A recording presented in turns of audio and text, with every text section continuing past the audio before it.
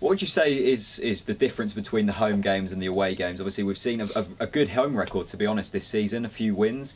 Away, though, we've looked dreadful, haven't we? What would you say is the difference? What is it, the mentality? I think, I worry that there's, and this comes from the manager, I worry that there's not enough belief. Yeah.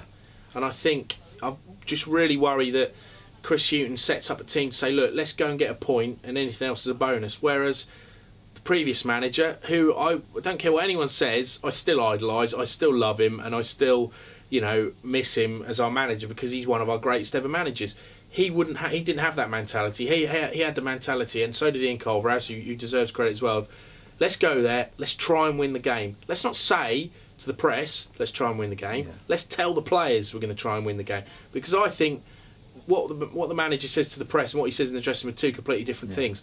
So I worry that we get this thing with Hughton where it's kind of, not little old Norwich, because that's a horrible phrase, but a kind of, we're only Norwich, we can't expect to come to Liverpool and win, let's try and get a draw. Yeah. If we lose 2-0, that's fine, we'll get away with that. It's not on our flip chart to win this one. It's a you know, West Brom, yeah, we should get a draw there. So I just worry that mentality filters those players, and I want to see a Norwich team, and the best Norwich teams we've ever seen, which was under John Bond, Kenny Brown, Mike Walker, were teams that went out there to try and win and play football and attack, and that's what I want to see at Norwich right now. Yeah. And I don't think we are.